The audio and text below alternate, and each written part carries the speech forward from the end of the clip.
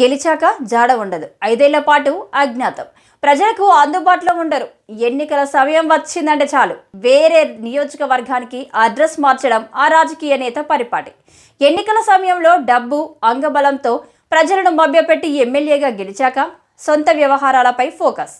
ఇది ఆ రాజకీయ నేత పొలిటికల్ జీవిత చరిత్ర.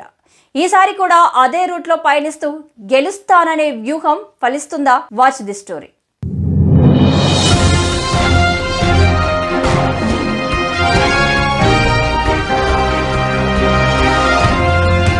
చెప్పేవాడికి వినేవాడు లోకు అంటారు. తాను ఇన్నాళ్ళు ఏం చేశామో మర్చిపోయి సుద్దులు చెబుతుంటారు. తాను చేసిందంతా చేసి అవసరమైన సమయంలో వెన్ను చూపి తనకు అవసరమైనప్పుడు తానేది పోటుగాడినంటూ ఫోజులిచ్చే వారిని ఏమనాలో అందరికీ తెలుసు. అలాంటి వారిలో మాజీ మంత్రి గంటా శ్రీనివాసరావు ఒకరు. ప్రజాస్వామ్య పరిరక్షణే పోరాట స్ఫూర్తిని పెంచుకోవాలని, రాష్ట్రంలో అణిచివేతలు ఎక్కువయ్యాయని ఆయన ఘంటాపదంగా నొక్కి చెబుతున్నారు. టీడీపీ, జనసేన కార్యకర్తలు వీధుల్లోకి వచ్చి పోరాటాలు చేయాలని ఆయన పిలుపునివ్వడం చూస్తుంటే దెయ్యాలు వేదాలు వల్లించినట్లేనన్నది పార్టీ వర్గాల నుంచి వినిపిస్తున్న కామెంట్స్. 4 ఏళ్ల నుంచి గంటా శ్రీనివాసరావు ప్రతిసారి నియోజకవర్గాన్ని మారుస్తుంటారు. గత ఎన్నికల్లోనూ భీమిలి నుంచి విశాఖ ఉత్తర నియోజకవర్గం నుంచి టీడీపీ తరపున పోటీ చేసి స్వల్ప ఆధిక్యతతో ఎన్నికయ్యారు. ఆయన ఆశించినట్లు టీడీపీ ప్రభుత్వం రాకపోవడంతో సైలెంట్ అయ్యారు. ఎప్పటి వరకు అంటే 4 ఏళ్ల పాటు. మొన్నటి వరకు ఆయన అధికార పార్టీకి వ్యతిరేకంగా మాట్లాడింది లేదు, పోరాడింది అసలే లేదు. అసెంబ్లీలో సమావేశాల్లోనూ టీడీపీ ఎమ్మెల్యేలందరూ పోడియం చుట్టూ దూసుకెళ్లినా ఈయన మాత్రం మౌనంగా కూర్చున్నారు. అసలు శాసనసభకు రావడమే మానేశారు గంటా శ్రీనివాసరావు.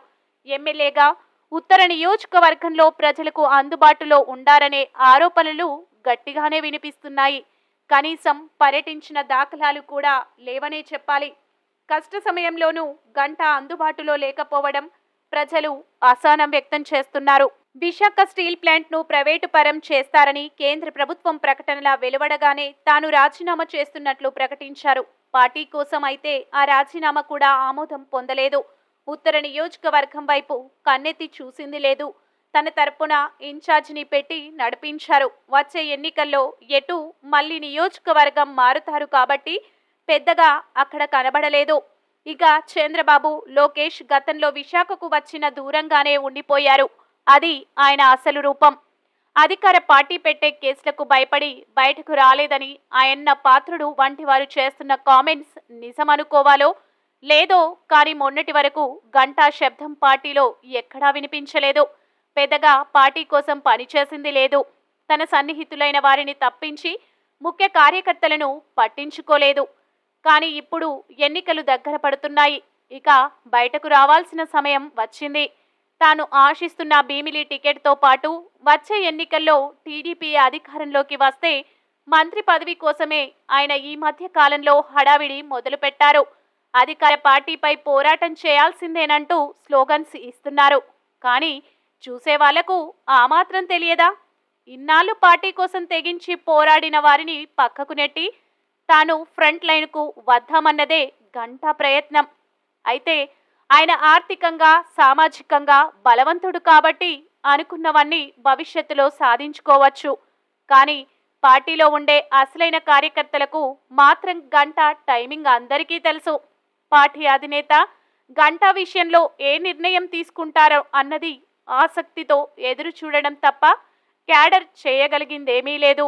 కానీ పార్టీ కార్యకర్తల మనసులో మాత్రం గంటా స్థానం మాత్రం చెదిరిపోయిందనే చెప్పాలి. గడిచిన పాలనలో అసెంబ్లీ సమావేశాలకు గంటా ఎన్నిసార్లు హాజరో తెలిస్తే షాక్ అవ్వక తప్పదు.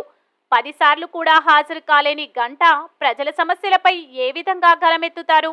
పరిపాలన సౌలభ్యం కోసం ఎలాంటి చర్యలు తీసుకున్నారు? నియోజకవర్గానికి చేసిన అభివృద్ధి ఏంటి అని ఒకసారి పరిశీలిస్తే శూన్యమనే తెలుస్తుంది. సాక్షాత్తు పార్టీ అధినేత అరెస్టు చేసిన ఎమ్మెల్యే స్థాయిలో గంటా స్పందించిన దాఖలాలు లేవనే చెప్పాలి. మరోవైపు నారా భువనేశ్వరి చేస్తున్న పర్యటనలోనూ గంటా అప్పట్లో కానరాలేదు. ఎన్నికల సమయం వచ్చాక హడావుడి చేసేసి నియోజకవర్గం మార్చేసి మరోసారి ఎమ్మెల్యేగా గెలవాలనే లక్ష్యంతో గంటా శ్రీనివాసరావు కొత్త వ్యూహాలకు తెరలేపారు. గతంలో స్టీల్ ప్లాంట్ అంశాన్ని తన వ్యూహాలకు పావుగా వినియోగించుకున్నారు. అనుకున్న దానికంటే ఎక్కువ పబ్లిసిటీ తెచ్చుకోవడంలోనూ సక్సెస్ అయ్యారు. కానీ గంటాకున్న రిమార్కును మాత్రం చెదిరిపోలేదు. సీటు మారిస్తే విజయం గ్యారంటీ అని భావించే గంటాకు ఈసారి మాత్రం ఓటర్లు జలకిచ్చేందుకు సిద్ధంగా ఉన్నారని తెలుస్తుంది. రాజకీయ ఉనికి కోసం ప్రజలను మభ్యపెట్టే గంటా మాకొద్దంటూ ఇప్పటికే ప్రజలు డిసైడ్ అయినట్లుగా అక్కడి సంకేతాలు వస్తున్నాయి. అయితే ఈసారి కూడా గంటా సీటు మారితే గెలుస్తారా లేదా ఇంటికి సాగనంపుతారా అనేది మాత్రం చూడాలి.